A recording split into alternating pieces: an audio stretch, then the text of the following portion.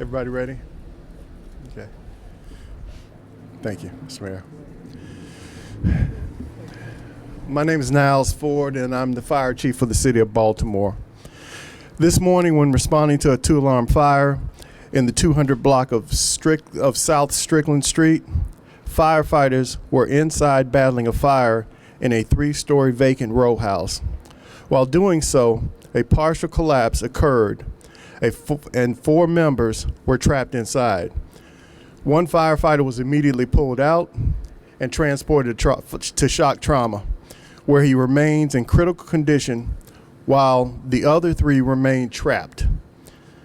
Rescue efforts were continued until we were able to remove the 3 firefighters. Once removed, 2 of the firefighters were transported to shock trauma, where they were pronounced deceased a short time later. The 4th firefighter was pronounced deceased at the scene. Each and every day, our firefighters, our first responders, our EMTs, our paramedics, put their lives on the line for the sake of others.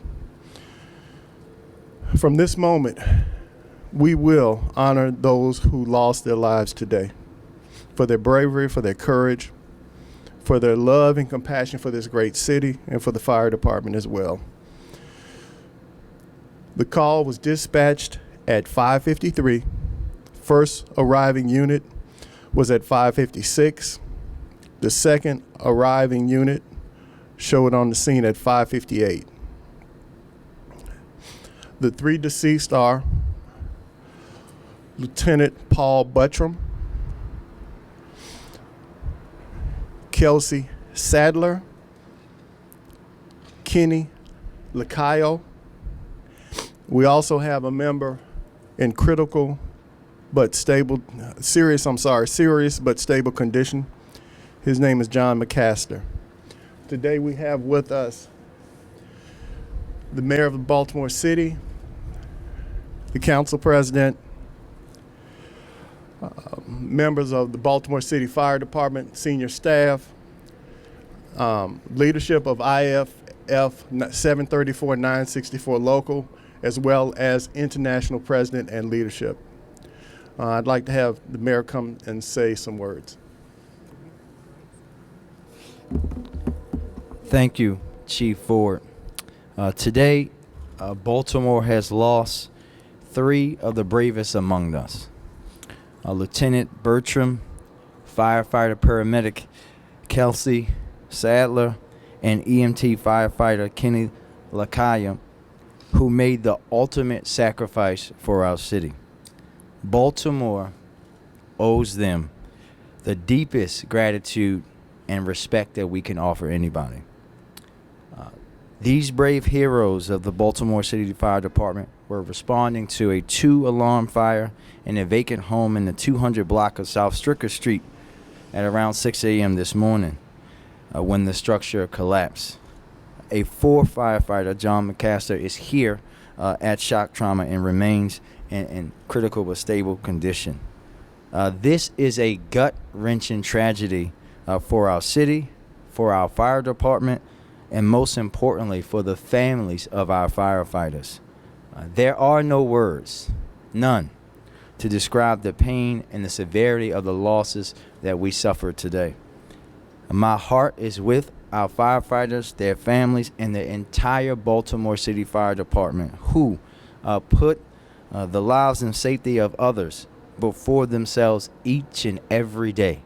And we have to be thankful for them. We have to be, especially in the moment of this tragedy, be thankful for those that we lost today and remember them and honor them always. I ask that all of Baltimore keep them, our department, and our city in our prayers during this extremely difficult time. Thank you, and I'll turn it over to the council president. I'm sorry. Thank you, Mr. Mayor. When we're born, we have this innate sense to flinch when danger comes, to run away from emergency and issues. As we grow older, we're taught to do that. The men and women of the Baltimore Fire department, they signed a pledge to do something different. They signed a pledge to protect each and every one of us on a daily basis and run towards danger. And that's exactly what occurred this morning. They decided to get up, they kissed their wives or their children, they said bye to their loved ones, and they expected to put on those boots and eventually return home, and they did not. And as the mayor said, paid the ultimate sacrifice for our city. Folks, these aren't just members of the Baltimore City Fire Department. These are our heroes. And we can't allow this incident today, this horrific incident, to go in vain. But we must ensure that we appreciate the job that they do on a daily basis. So as the mayor has asked, I'll call on second that we pray for them, we pray for their families, and we also pray for the men and women who sacrifice their lives on a daily basis to protect and serve the citizens of Baltimore, our first responders. With that, I'm going to call on Dr. Scalia.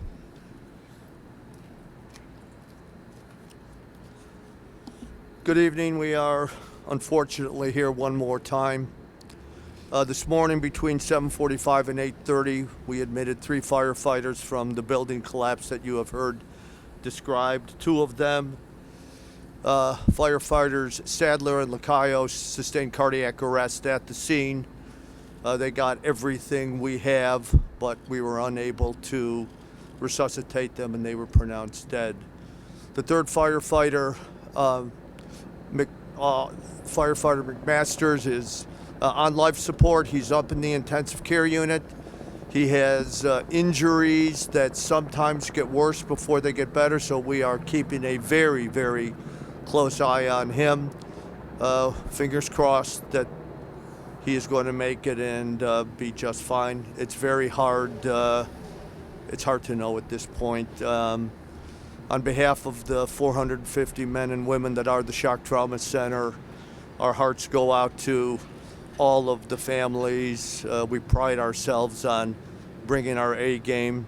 Sadly, this morning our A game just wasn't quite good enough.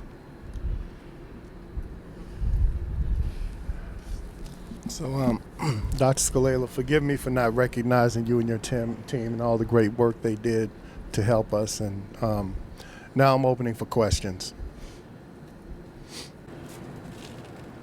The mic's right here if you want, or you can ask it there, whatever you. Can you give me an idea of what protocol is like for, when you arrive on the scene of a fire? This was a vacant home. Why were they inside fighting a fire in a vacant home? They obviously made a decision. That was a vacant home, but the adjacent structure was not. The adjacent address was not. So they made the determination that they could control the fire and put it out. It's up to those individuals that get on the scene and see the circumstances that they have to make that decision, and they did. Any other questions?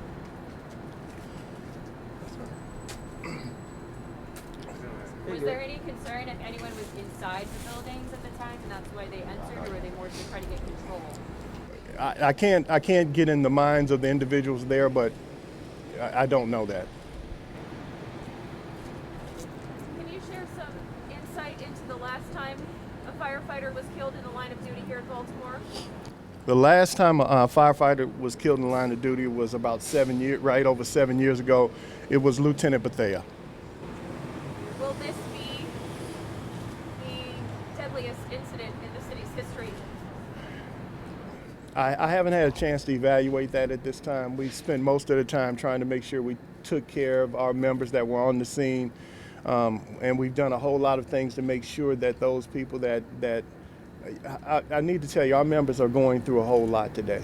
So our focus was on trying to take care of the people who were injured and hurt and take care of our members to make sure they are emotionally stable and able to move on. And I just think it's important for us today to remember that we are talking about the loss of 3 firefighters and 1 fighting for his life. We will get you all the details about the history and those things as they come and as we dig into it. But today, the focus should be on these heroes who we lost, who were fighting a fire because it's a block of homes that not all are vacant. We could be talking about more lives lost if not for the heroics of these folks here. That should be the focus of today. That people do live in very close proximity to where this fire started. Where does the investigation stand into what started the fire? We're at the investigation stage, at the very, very beginning of the investigation stage. Yes, ma'am. Last Thank question, you. please.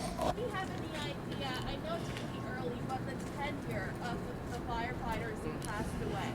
You want to do that? Yeah. So the tenure for the firefighters. So Lieutenant Paul Bittram, he's been with the fire department for 16 years. Firefighter paramedic Kelsey Sadler, 15 years.